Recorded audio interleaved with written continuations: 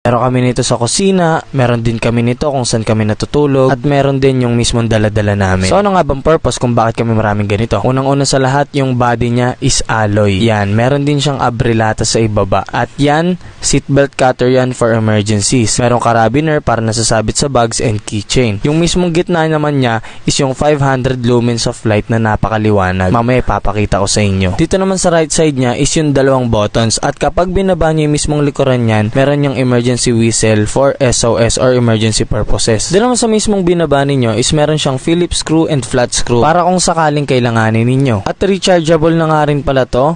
Type-C recharging cable yung gagamitin nyo. Pag nilang press nyo naman yung ibabang button, dyan magla-light up yung ating burner. Meron lang a certain period of time para makapagsindi ka ng kailangan mo sindihan or makapag-create ng fire.